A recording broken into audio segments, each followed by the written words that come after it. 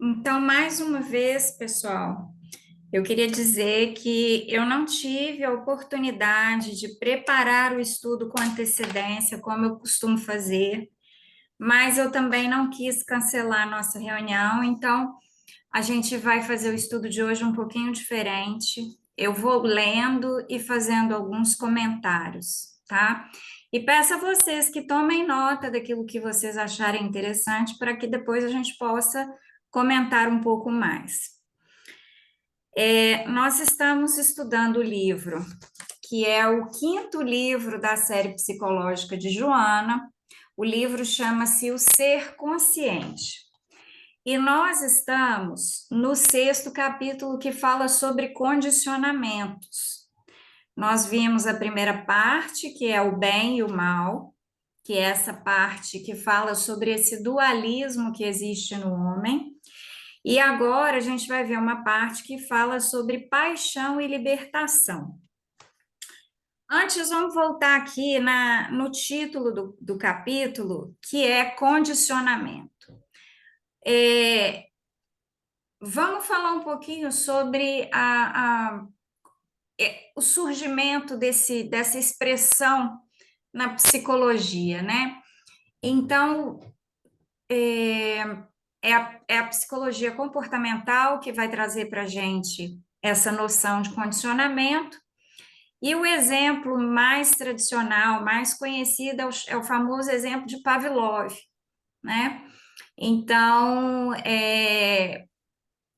vou, vou contar aqui mais ou menos como eu lembro do teste.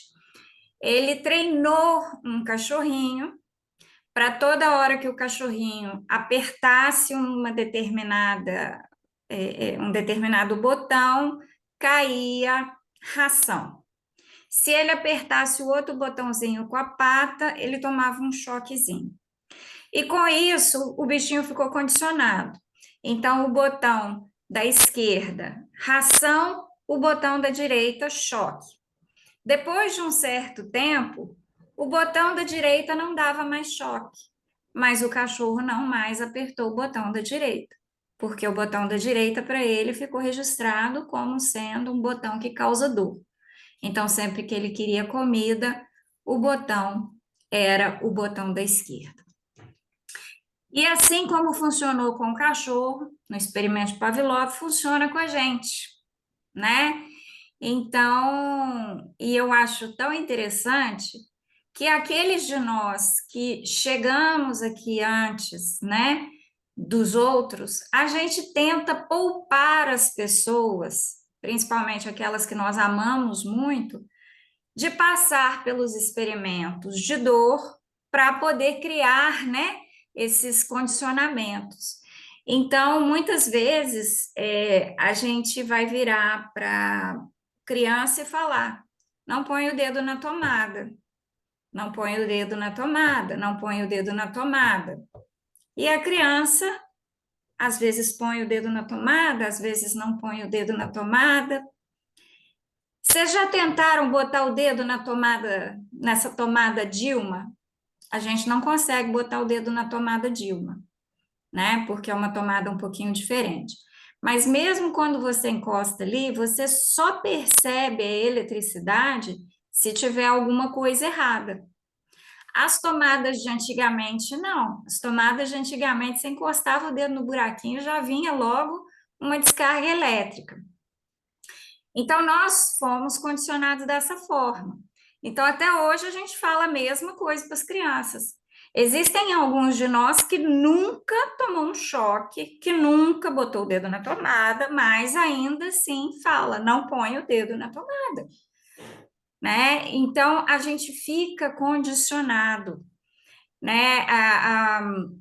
E os condicionamentos, eles acabam acontecendo. A Joana usa muito a expressão atávico, né? Que quer dizer de gerações para gerações. E os condicionamentos, muitas vezes, eles são condicionamentos que vêm aí de uma carga histórica. Então, você não sabe por que, que a coisa é daquele jeito, você não sabe por que não pode, você não sabe por que é assim, mas você foi condicionado dessa forma, porque quem veio antes de você foi condicionado dessa forma, e assim por diante. Então, por exemplo, há algum tempo atrás eu estava lendo sobre umas questões culinárias e tudo, e de acordo com o que eu li lá, a gente aqui, na realidade, a gente inverte a forma de cozinhar o arroz com o feijão. Eu li que, na realidade, o feijão deveria ficar de molho, né, de um dia para o outro, para liberar uma determinada toxina, e depois ele poderia ser cozido numa panela normal.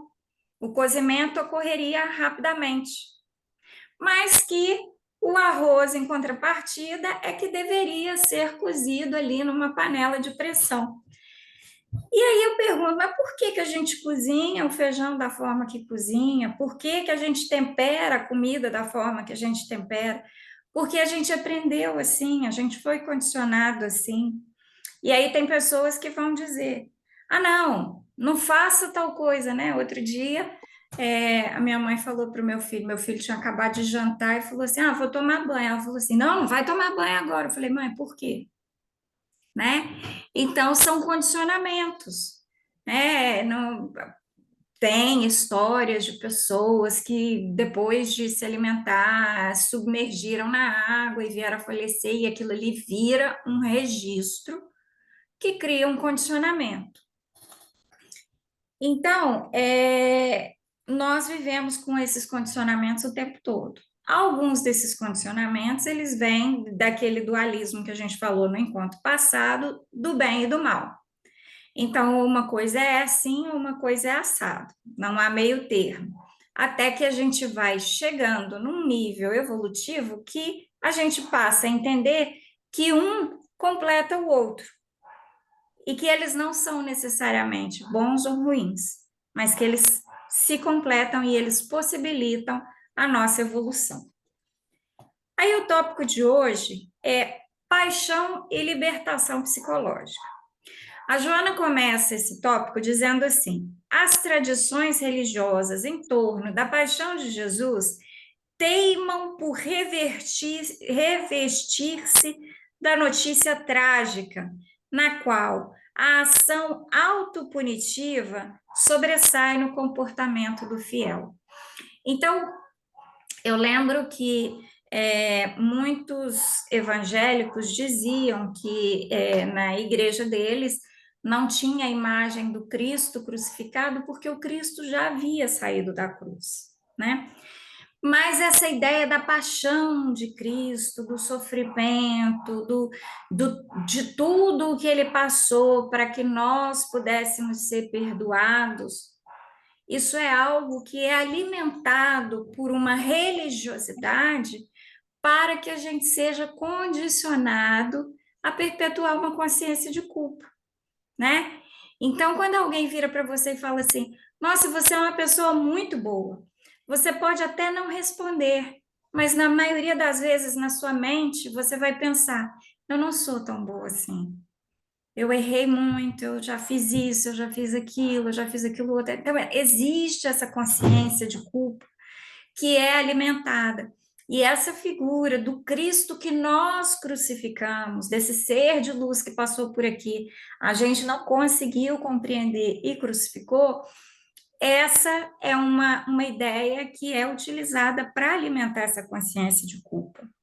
A Joana segue dizendo: trabalhando-lhe a mente a fim de gerar-lhe consciência de culpa, com as consequências do medo em relação à justiça divina, intentam a lavagem cerebral para produzir o ódio pelo mundo, ao tempo em que mantém os lamentáveis processos de silícios físicos entre os fanáticos e mentais ou emocionais naqueles que são constituídos por estruturas psicológicas frágeis. Então, a Joana está dizendo para a gente que quando a gente pensa assim, nossa, mas eu estou sofrendo demais, a gente pensa assim, eu mereço o sofrimento, porque eu crucifiquei Jesus Cristo, né? Porque eu ignorei o evangelho, então eu mereço o sofrimento. Então é essa consciência de culpa que ela fala. Ah, porque, gente, até aproveitando, o único homem que nós temos no nosso grupo é o César, e ele nem está aqui hoje, mas aproveitando que é um grupo majoritariamente de mulheres, a questão da sexualidade feminina, ela é um assunto tão delicado que adoece muitas mulheres. Por quê? Porque nós temos uma consciência de que o sexo é pecado, o corpo é pecado, é feio, a gente vai ser castigado. Então, toda essa carga pesada faz com que aquele momento, que deveria ser um momento de energização de um chakra extremamente importante para a nossa criatividade, ele fica comprometido. Então, essa noção do pecado, né, e do merecer o castigo, é que faz com que a gente fique condicionado. E aqui ela vai falar que chega ao ponto de os fanáticos infligirem castigo neles mesmos, né? Então, vamos lembrar das pessoas que castigos físicos, vamos lembrar das pessoas que se chicoteiam, das pessoas que se submetem a condições, por exemplo, eu pequei, eu vou passar uma semana dormindo no chão frio, sem coberta, ou então eu vou passar tanto tempo em jejum, não aquele jejum de purificação, de reflexão de pensamento, mas aquele jejum de punição. Eu vou me punir fazendo jejum. E com isso acaba comprometendo a saúde física. Mas ela fala também daqueles que, e aí eu me identifico com esse grupo, daqueles que, por ter uma estrutura psicológica que ainda é muito frágil, né? Nós, de uma maneira geral, que estamos num planeta de provas e expiações, temos uma estrutura psicológica ainda muito frágil, a gente começa a sofrer de doenças mentais, de doenças emocionais, de doenças psicológicas, né? As mais famosas no momento são depressão e ansiedade. E entre uma e a outra você tem várias nuances. Você vai ter o distúrbio bipolar, você vai ter a esquizofrenia, você vai ter a histeria e vários outros transtornos, né? Esses dias mesmo eu estava lendo, trabalhando até na tradução de um trabalho de uma colega da neurociência, sobre aquele transtorno de acumulação, de pessoas que acumulam coisas, né? Então, assim, você vê todos esses transtornos que acontecem, eles acontecem por causa de uma estrutura psicológica fragilizada, e aí, quando chega essa ideia, essa consciência de culpa, ela fica mais frágil ainda, né? Um grande exemplo que nós temos disso é o caso das pessoas que vivem em relações tóxicas, em relações que não são saudáveis. Então, por exemplo, uma pessoa que vive num casamento, né? Assim como poderia ser um trabalho, assim como poderia ser uma relação muito próxima com um pai, um parente, e nessa relação, essa pessoa ou é humilhada, ou tem que tolerar determinados comportamentos que ela não acha adequado.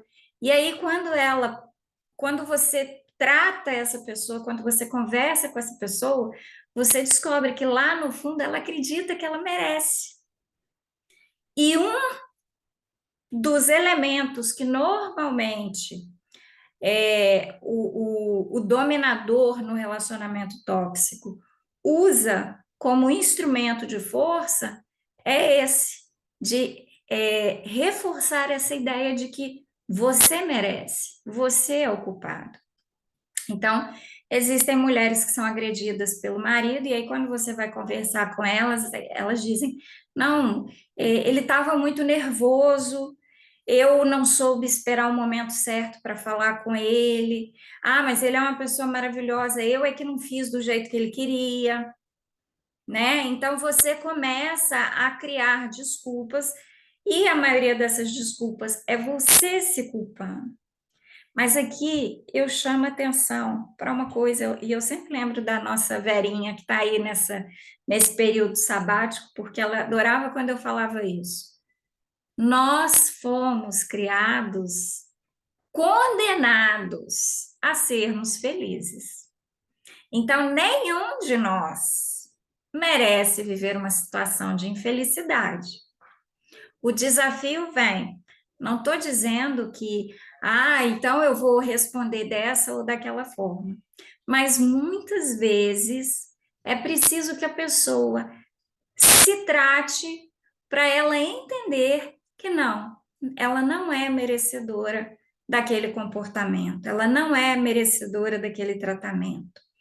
Nós hoje enfrentamos um momento onde os pais, é muito comum você ver pais sendo destratados, maltratados por filhos, e os pais se calam num comportamento de eu mereço, eu não dei a atenção, eu não dei o carinho, eu não fiz o que ele precisava, né? Então, já aconteceu aqui, por exemplo, da minha filha se alterar comigo e falar, porque você viajou e tal, ou porque você tem um namorado, e eu falo com ela, minha filha, a mamãe tem direito a reconstruir a vida dela. Nada do que aconteça comigo vai mudar a minha relação com você. Você vai ser minha filha para sempre, eu vou te amar para sempre. Mas eu sou uma pessoa, você é outra, e eu tenho direito a reconstruir a minha vida. E aí eu não posso ceder aos caprichos dela, dizendo, realmente, eu fiquei 20 dias fora de casa, então agora eu vou fazer tudo o que ela quer. Não, não é assim. Então as pessoas costumam, né, permitir que lhe tratem com desrespeito, com falta de amor, por entenderem que são merecedoras ou culpadas por aquele tratamento. E isso não está certo. Essa consciência de culpa é uma consciência de culpa que é alimentada não só pela sociedade, né, não só pela religião, mas pela sociedade. E inclusive, eu tenho visto às vezes umas postagens na internet que eu acho muito legais, né? Falando em especial sobre as mulheres. Eu preciso ser uma super mãe, ajudar meus filhos com os para-casas, com a estudar para a prova, preparar para a festa junina, festa da família, festa do não sei o quê, fazer gincana, vender rifa, naraná. Eu preciso dormir 8 horas por noite, eu preciso ter uma alimentação saudável, eu preciso fazer atividade física, eu preciso estar com a minha leitura em dia, eu preciso cultivar a minha espiritualidade, eu preciso estar sempre bem vestida. Gente, se você fizer a soma, já passou 24 horas do dia, tem muito tempo. Então, na realidade, a gente tem que fazer escolhas. E muitas vezes o fazer escolhas significa fazer o possível. Então, o que é mais importante e mais possível nesse momento? Tem dias que a minha filha vai para a escola sem a tarefa estar feita. Ela sabe que tem que fazer, eu falo que tem que fazer, mas eu não tenho condições de me sentar com ela e fazer. Então, não vai fazer, não vai fazer. Então, depois a gente vai ver como que a gente vai, né, explicar para ela que esse comportamento não está legal, não está correto. O meu filho tirou nota ruim na prova, eu não pude estudar com ele e tal. Não, não pude estudar com ele, porque eu precisava escrever a minha tese. E aí? Como que vai ser isso? Eu tô com a seguinte dificuldade, eu não consigo dormir tantas horas por dia e ter uma alimentação saudável e acordar todos os dias e me maquiar e me pentear e me vestir. Gente, eu tô de pijama. Eu fiquei de pijama o dia inteiro. Eu tomei meu banho de tarde e botei um pijama limpo. E tô de pijama, porque eu trabalho de casa, eu não sinto disposição para poder me arrumar, botar outra roupa e tal, fazer uma maquiagem, não sei o quê, para trabalhar online. Eu não acho que isso é desrespeito com os meus clientes, porque o trabalho que eu presto é feito com muito carinho, com muito amor, Mas é dentro da minha possibilidade. Por quê? Porque aquela hora a mais de sono que eu posso ter, eu prefiro ela do que diminuir uma hora no meu sono para levantar, escolher roupa, fazer uma maquiagem, tarará, tarará. Então, são escolhas.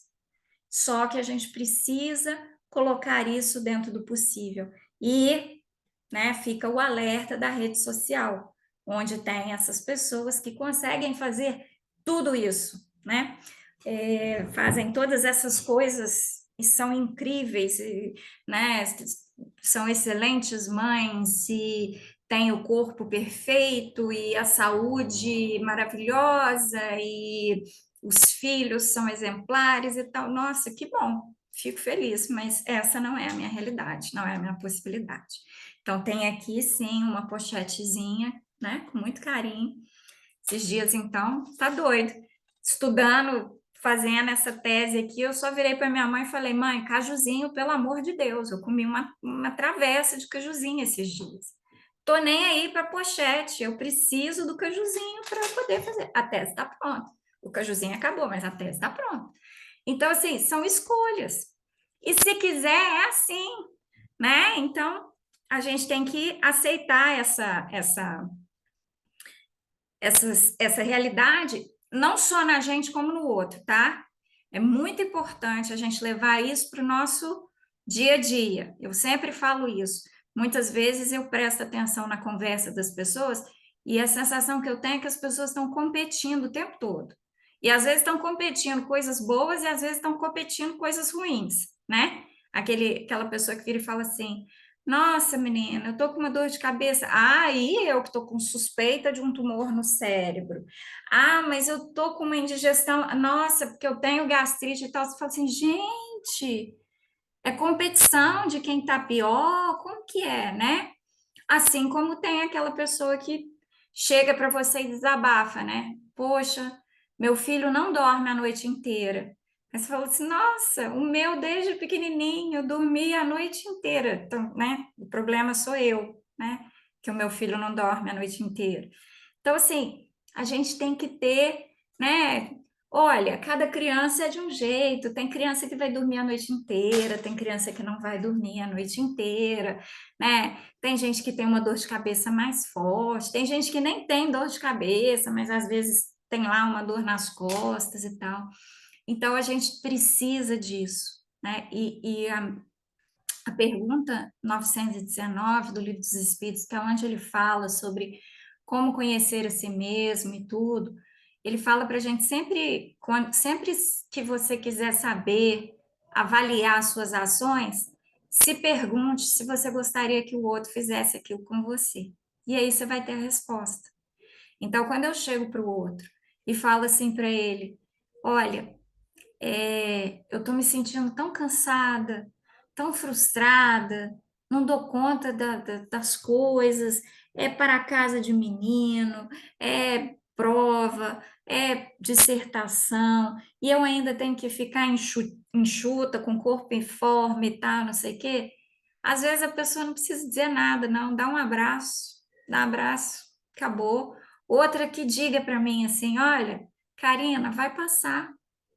E vai passar, né? Mas tem sempre aquele nosso irmãozinho que está aqui para ajudar na nossa expiação, na nossa prova, que vai dizer, falar assim, nossa, você não dá conta, eu faço tudo isso e ainda vou no Pilates.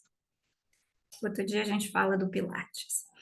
É, ela segue. Inegavelmente, as ocorrências dolorosas que assinalaram a última semana de Jesus em Jerusalém entre as criaturas foram caracterizadas por ocorrências infelizes que ainda se repetem na sociedade, embora guardadas as naturais proporções. Então, tudo aquilo que aconteceu de ruim com Jesus, né, nesse período da paixão até a crucificação, acontece até hoje. Não acontece com Jesus, nem acontece da forma como aconteceu de ter alguém aqui arrastando uma cruz no meio da rua que eu moro. Mas, guardadas as proporções, aquelas coisas continuam acontecendo. Recordar-se da pusilanimidade humana, da fragilidade dos caracteres de Judas e de Pedro, faz-se necessário quando os objetivos são educativos, evocando-se, porém, o estoicismo das mulheres piedosas de João, de José de Arimateia, que lhe cedeu o sepulcro novo, de modo que a aprendizagem se faça plena através da dicotomia existente no comportamento humano, buscando se oferecer uma mensagem de confiança, de arrebatamento e de fé. O que a Joana está falando para a gente? Galera, vamos olhar para aquela história e ao invés de ficar, oh meu Deus, eles deram uma surra em Jesus e depois botaram os espinhos e depois botaram na cruz oh, ao invés de olhar dessa forma, oh, e Judas traiu e Pedro renegou e tal, ao invés de olharmos dessa forma, vamos olhar para tudo aquilo que aconteceu e vamos falar, olha, aconteceu. Judas estava passando por um momento de muita confusão na cabeça, no coração dele. Ele fraquejou. Será que eu nunca fraquejei? Né? Eu posso não ter entregado o Cristo, mas será que eu nunca entreguei um Cristo? Né? Eu posso não ter negado o Cristo 3 vezes antes do galo cantar, mas será que eu nunca neguei um Cristo, né? Então, assim, é não julgar, mas aprender. Até porque Jesus sabia, avisou a Pedro que Pedro ia fazer aquilo. Jesus sabia que um ia trair e avisou que ia trair. E em momento algum, ele condenou essas pessoas. Cabe a mim, Karina, condenar alguém por alguma dessas falhas? Não me cabe condenar ninguém por essas falhas, inclusive não me cabe condenar a mim mesmo. Eu acho que eu já comentei com vocês, quando eu frequentava a Casa Espírita lá no Rio de Janeiro, certa vez a professora do curso, eu fazia um curso sobre Leon Denis, e ela me disse que a culpa era um problema de orgulho. Autoculpa era, na realidade, um problema de orgulho. E aquilo ali eu tomei um susto, eu falei assim, como assim problema de orgulho? Aí ela falou assim, quando uma mulher pensa assim, eu não quero ter essa criança, eu vou fazer um aborto, na hora que ela pensou isso, Deus estava lá com ela e perdoou o pensamento dela. Aí ela se dirigiu à clínica. Deus foi com ela até a clínica e a perdoou por isso. E ela fez o aborto e Deus a perdoou por isso. Só que aí ela volta para casa, mas ela não se perdoa por ter feito aquilo. E às vezes vai desenvolver uma doença, vai. Então, aí essa professora falou: essa pessoa que cometeu, né, essa infração moral, no fundo, ela está achando que ela é mais importante que Deus. Porque se Deus já te perdoou, como é que você não vai se perdoar? Se ele que é o cara falou, filha, tá tudo bem, vamos, bola para frente, vamos tentar não tropeçar de novo. E eu vou ficar aqui, ó, porque eu fiz, porque eu sou uma péssima pessoa, porque eu mereço toda a tristeza, a chateação e o sofrimento. Não é isso. Então, Joana está falando, as histórias tristes, elas devem ser revisitadas com propósito educativo. Gente, isso aqui é o que a psicologia chama de elaborar. E isso serve para a história de Jesus, isso serve para a nossa história pessoal. Volta lá naquele episódio triste da sua história pessoal, aquele episódio onde você fez alguma coisa da qual você se arrependeu, e não sofra por ter feito aquilo. Faça um aprendizado.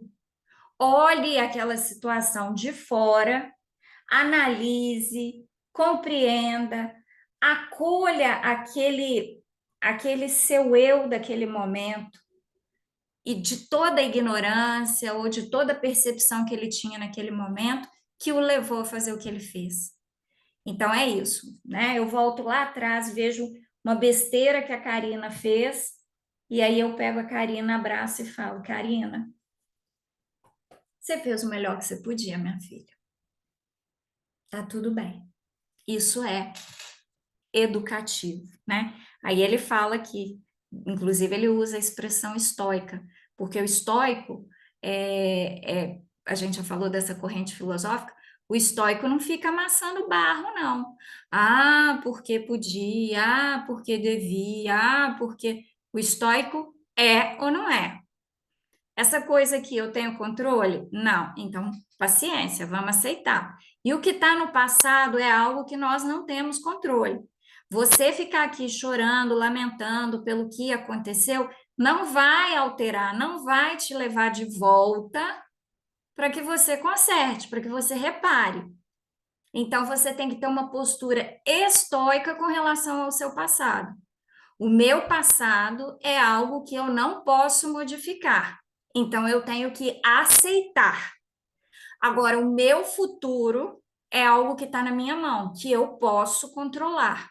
Então, esse eu tenho sim que controlar e fazer o melhor que eu posso. Isso é a postura estoica que é esperada da gente.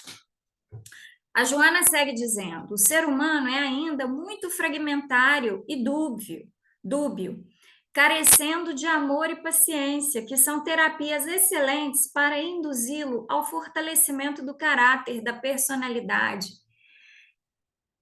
A maioria de nós vem de criações onde, quando nós fazíamos algo de errado, nós éramos penalizados, né? Alguns de nós ouvíamos expressões: você é burro, você não presta, você é uma criança que dá muito trabalho, você é um pestinha, e por aí vai. Outros ganhavam umas palmadas, outros eram colocados de castigo, mas o que ensina de verdade é o amor e a paciência, né? Aí tem uma tradição muito bonita na, numa uma comunidade africana em que, quando alguém comete uma infração, eles se reúnem, fazem um círculo em volta da pessoa, colocam essa pessoa no meio do círculo e todo mundo ali no círculo vai falando alguma coisa boa sobre aquela pessoa. Então, vamos supor que a gente tivesse feito aqui um bolo de aniversário para cantar um parabéns para alguém e tal. Aí uma pessoa da família foi lá e cortou o bolo antes da hora e comeu um pedaço escondido. Mas a gente descobriu quem foi essa pessoa.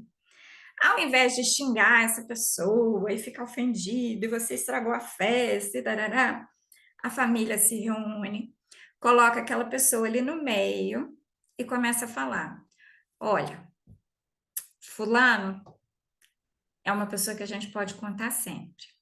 Vem sempre aqui, se você estiver doente, ligar, essa pessoa vem, ela te ajuda.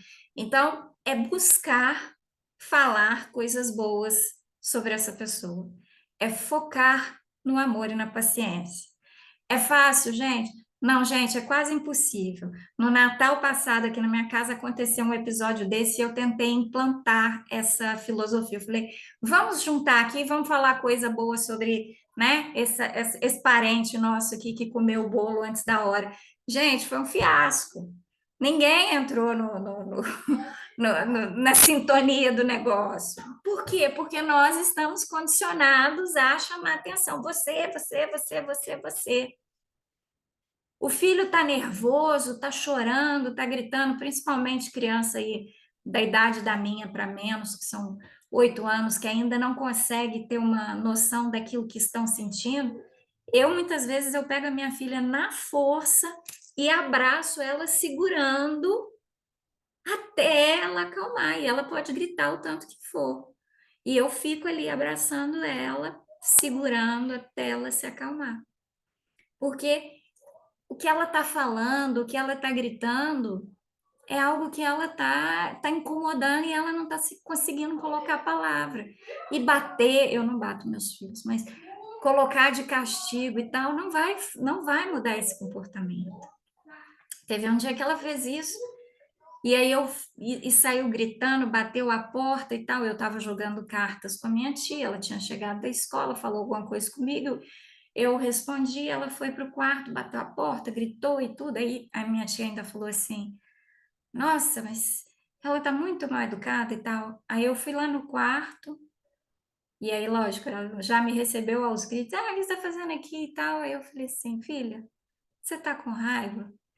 Eu não sei se eu tô com raiva. Aí eu fui, abracei, ela tentou resistir ao abraço, mas eu segurei com força o abraço. Aí ela falou assim: Eu cheguei da escola e você estava jogando baralho. Você não parou para me dar atenção. E ao invés de simplesmente chegar e falar, mãe, para aí de jogar baralho, fica comigo, ela não sabe fazer isso. Mas ela sentiu algo que incomodou e reagiu. Então a gente precisa ter paciência, precisa ter amor para estabelecer comunicação com as pessoas que são importantes para a gente, né? Então entender por quê, por que você está fazendo isso, por que você está dizendo isso, né? Por que que você quer me ferir? Isso aqui está dentro daquela teoria que a gente já falou sobre a escuta, é, é, escuta real, né? A comunicação não violenta consiste nisso. A pessoa vai dizer para você: você é uma pessoa terrível, horrorosa, tarará, tarará, tarará. E ao invés de você se prender aquelas palavras, você vai perguntar para ela: você está dizendo isso porque você está chateada comigo por causa de alguma coisa que eu fiz? E se você souber, você está dizendo isso porque você quer alguma coisa de mim que eu não estou conseguindo entender e não estou te oferecendo? Gente, paciência e amor. Agora, pensa, a gente falou no sábado, eu falei isso, estou falando de novo. A paciência é um músculo, o amor também. E se a gente não exercita, eles ficam flácidos, ficam moles e não servem para nada. Então, é exercitar a paciência, exercitar o amor. A constante condenação multimilenária deixou marcas profundas no inconsciente coletivo, de que ora se faz herdeiro natural, surgindo-lhe transformada em medo e desprezo por si mesmo, ou indiferença pessoal e desleixo no culto dos valores morais. A lição viva que ressalta em Jesus desde a entrada triunfal e o julgamento arbitrário sem qualquer defesa propõe uma releitura do comportamento individual e coletivo dos seres, oferecendo a contribuição de resultados positivos nas reflexões mentais. Então, aqui está dizendo para a gente: olha, essa consciência de culpa que a gente vem carregando, a passagem de Jesus pelo planeta, a paixão de Cristo, ela não aconteceu com esse propósito de fazer com que nós nos sentíssemos responsáveis por aquilo. Ela aconteceu com o propósito de nos mostrar que, a despeito de toda a dor, o amor persiste. A despeito de toda a dor causada, ele vira e fala: Pai, eles não sabem o que eles estavam fazendo. A gente dá conta, mais uma vez, a gente dá conta, mas é um músculo. Músculo precisa ser exercitado. As crenças ortodoxas satisfazem-se com as imolações e as atitudes condenatórias que, tomadas em consideração, reconduziriam à ignorância, à treva medieval tormentosa. As conquistas do momento nas mais diversas áreas, particularmente da psicologia, não mais facilitam atitudes alienadoras como essas. Antes, propõem a libertação dos conflitos, a fim de que a responsabilidade que decorre da consciência lúcida impulsione o indivíduo ao avanço, ao crescimento e à maturidade. Então, aqui está dizendo que essas consciências de culpa, que muitas vezes estão atreladas a uma religiosidade, elas puxam a gente para esse lugar do remorso, da dor, do arrependimento pesado. Então, a pessoa, ao invés de visitar o passado de forma estoica, ela revive o passado e se mantém numa condição de doente, né? Então, por que eu estou doente hoje? Porque eu estou revivendo o passado. Ah, eu quero me curar? Quero. Então, não reviva o passado. Seja estoico em relação ao seu passado. Olhe para trás e aprenda com ele. É isso que a Joana fala. E a Joana fala que isso está dentro da psicologia. Dependendo do nível de experiência que a gente teve no passado, a gente consegue sozinho revisitar a experiência, elaborar e sair dela melhor. Mas existem outras que vão requerer que a gente tenha suporte, que a gente tenha ajuda de um profissional para poder revisitar essa experiência traumática. Aí aqui tem uma passagem que eu até grifei, ó. Toda ação impositiva, castradora ou liberativa insensata trabalha em favor do desequilíbrio, da desintegração do homem. Então, do lado, eu tenho o quê? Eu tenho aquela religiosidade exacerbada, aquele excesso impositivo e castrador. Não, o sexo é sujo, o sexo é pecaminoso, o sexo não deve ser praticado, a não ser que vem aquele monte de coisas assim como a questão do dinheiro. Não, porque dinheiro só é bom se a pessoa estiver sofrendo horrores, trabalhando miseravelmente para receber impositiva, castradora, você tem que. Aí do outro lado, você tem exatamente o oposto, a liberativa insensata. Não, porque o sexo deve acontecer com qualquer pessoa, de qualquer jeito, a qualquer hora, porque o que importa é o dinheiro, não interessa se ele veio de forma honesta ou desonesta. Então, o que a Joana está falando? Nem tanto ao céu, nem tanto ao mar. Todas essas duas vão contribuir para que o indivíduo fique em desequilíbrio. E eu posso aqui dizer que eu já me vi numa e já me vi na outra, já me vi num, num, num comportamento, já vivenciei, já experimentei durante fases da minha vida um comportamento impositivo castrador, e em outras fases da minha vida um comportamento liberal insensato. E o que eu vi em comum, o que eu tenho condição de hoje avaliar, que eu vi em comum nos dois e que eu queria, naquela época, ter maturidade e sabedoria, é que eu tinha um buraco dentro de mim que eu busquei preencher com aqueles comportamentos. Mas eles nunca preencheram. A sensação de vazio voltava. Então, lá no impositivo castrador, eu me comportava daquele jeito, daquele jeito, daquele jeito, tarará, é o certo, é o certo, é o certo.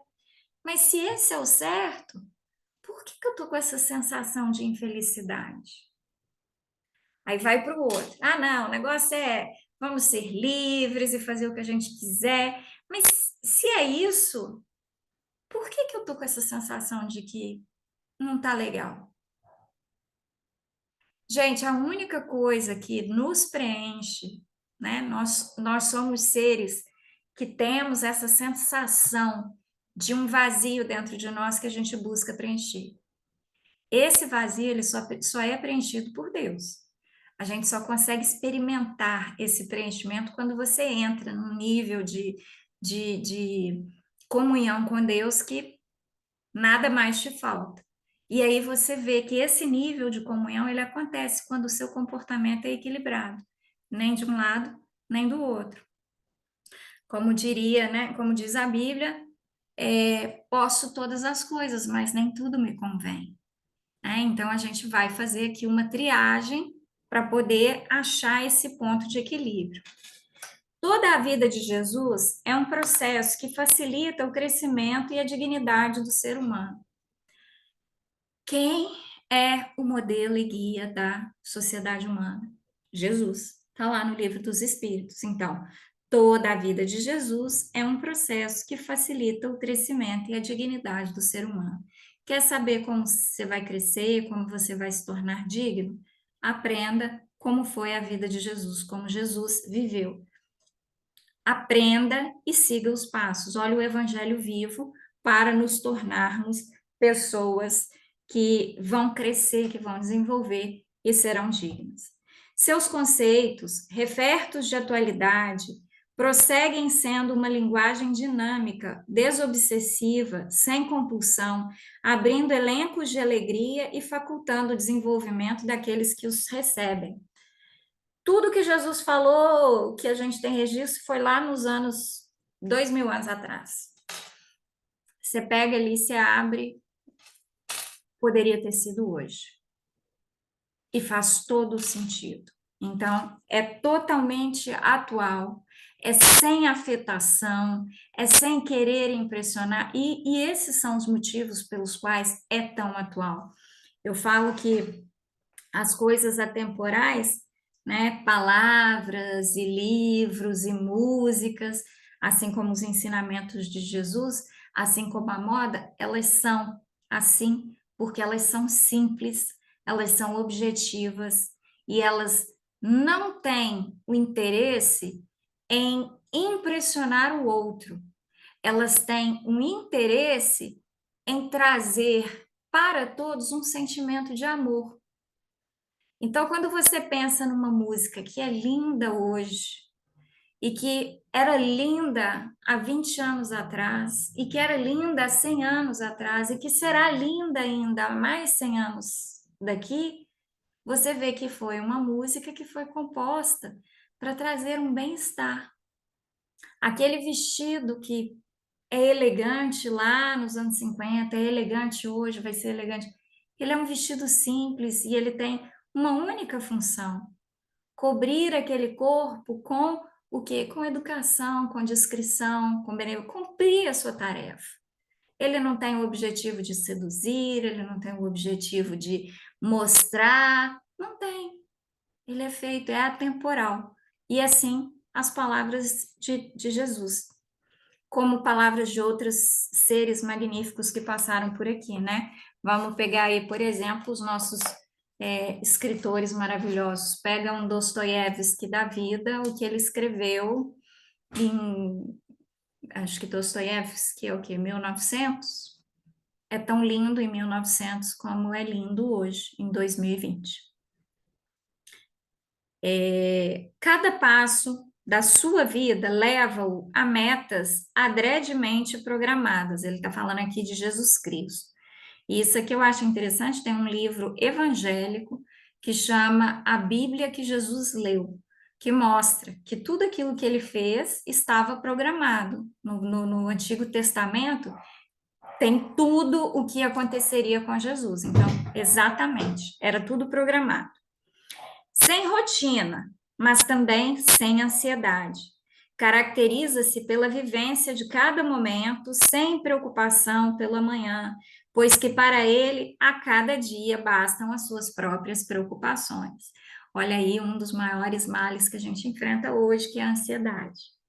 Gente, Karina estava surtando há 2 dias atrás, porque Karina tinha que entregar essa dissertação hoje, porque eu preciso entregar a dissertação hoje, porque o meu orientador tem que revisar a dissertação amanhã e quarta-feira, porque quinta-feira eu tenho que fazer os últimos retoques para poder dar tempo de entregar para os examinadores, para eu poder defender a minha dissertação no dia 7 de julho. E se esse não for o programa de Deus? Aí eu coloquei no meu coração, ó, vou fazer e vamos torcer para dar, porque eu gostaria que fosse assim. Mas, se não der, a gente vai remarcar para quando for possível. E vamos fazer o que é possível. Porque se não der para a defesa acontecer no dia 7, é porque essa não era a agenda que Deus tinha lá para mim. Então, ó, ansiedade, pode ir para lá. Vamos confiar, né? A alegria é uma constante em sua mensagem, apesar das advertências frequentes, das lutas abertas e de sempre o verem chorar. Então, aqui ela está falando. Jesus Cristo chorava, né? Ele chorou quando ele ficou sabendo que o amigo dele morreu, ele chorou quando estava chegando a hora dele passar pela paixão. Então, assim, ele era um ser muito sensível, mas a mensagem dele é de alegria. E o nosso compromisso, né, como diria nosso querido Edgar, é com a alegria. Então, é aquele eterno consultar a própria consciência no sentido, eu estou caminhando em direção ao compromisso com a alegria?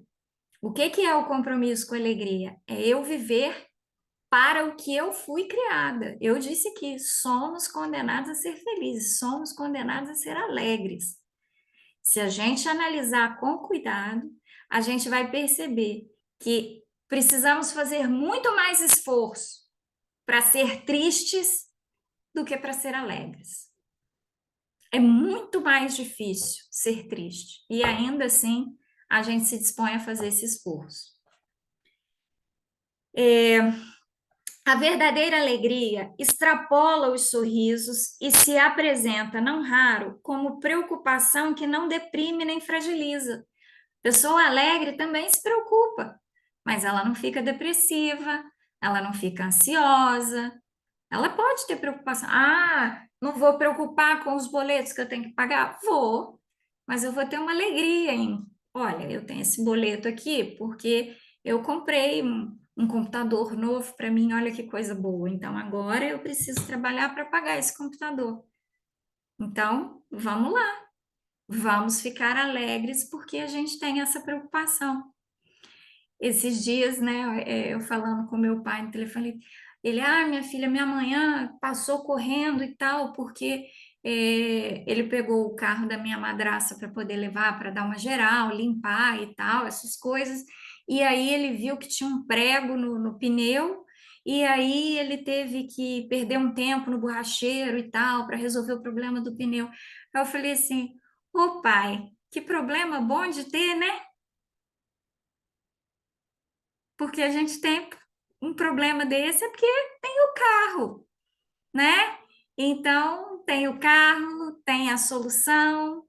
Esses problemas são bons de ter, né? Qual que é o problema? Atualmente, por exemplo, a Nilce e a Cássia, elas estão com um problema muito sério, gente. Elas não sabem com qual livro que elas vão começar a leitura. Elas fazem uma viagem, dá a louca nas duas, compram meia biblioteca cada uma e agora elas estão com esse problema.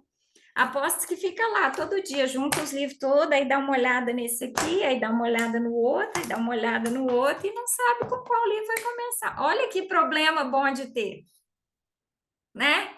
Então, esse é o tipo de problema que a pessoa alegre tem, né? É um problema pelo qual a gente agradece. Ó, Senhor, tá tão difícil hoje escolher o que que eu vou almoçar. Eu não sei se eu almoço o franguinho, ou se eu almoço esse arroz, ou se eu almoço essa carninha, ou se eu almoço essa salada.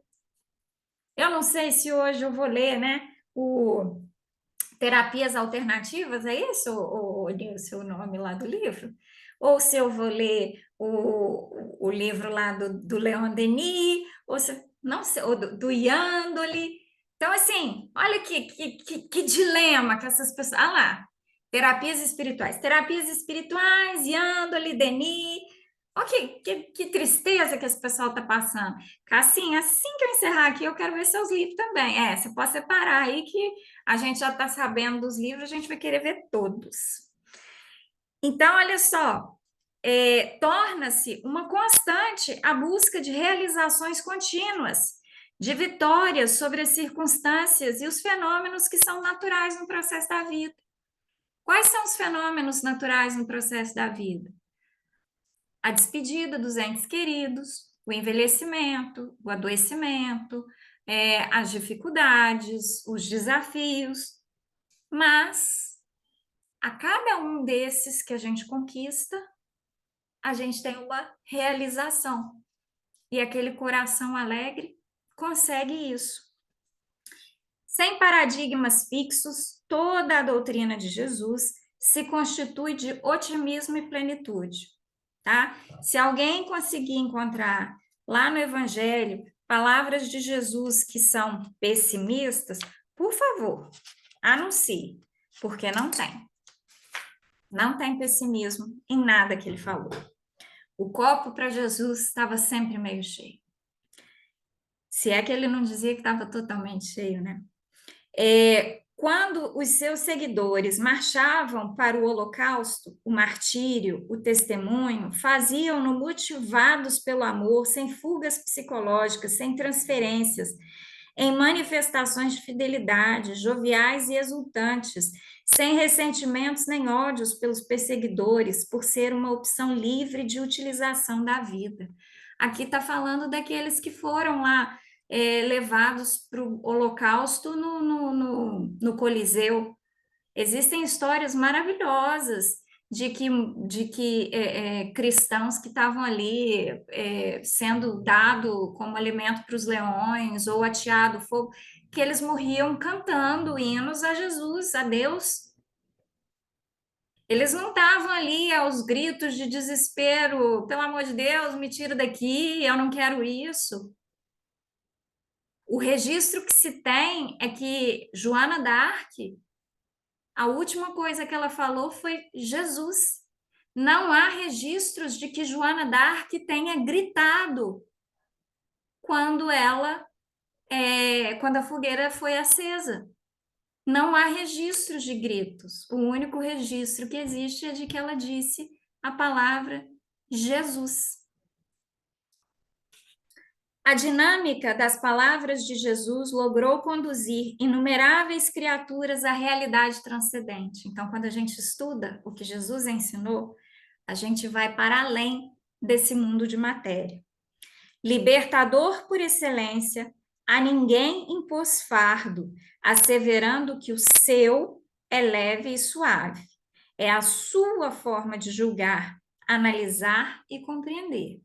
Então, Jesus dizia: o meu fardo é leve e suave. E ele dizia isso porque, gente, na boa, se você vai ser açoitado, vai carregar uma cruz de madeira pesadíssima, sem tomar um golinho d'água, que eu vou até tomar aqui, que a garganta tá seca.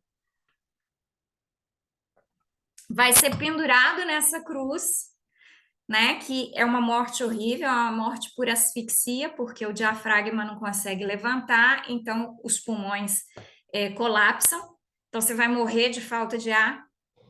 Então, esse é o jugo dele, e ele dizia: o meu jugo é leve.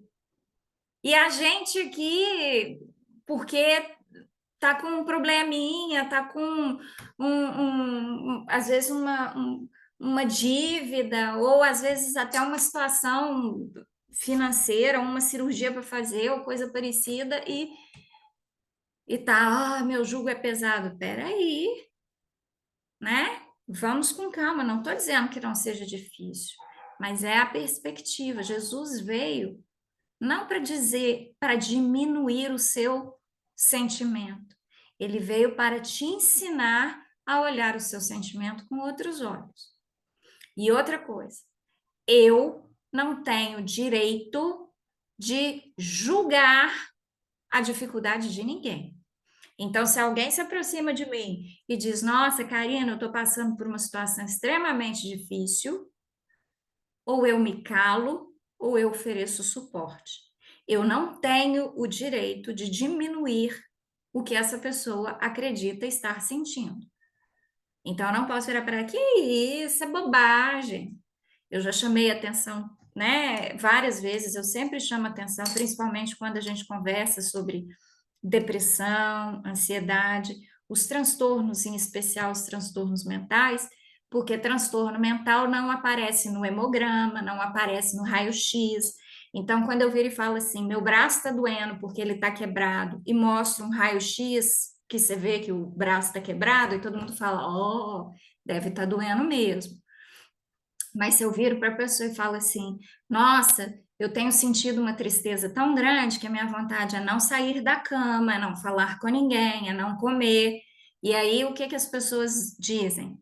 Ah, mas você tem tudo, você tem uma vida maravilhosa, levanta daí, vai fazer uma atividade física, né? Vai, como é que é? Vai procurar alguém para você ajudar, que você vai ver que você é uma pessoa de muita sorte.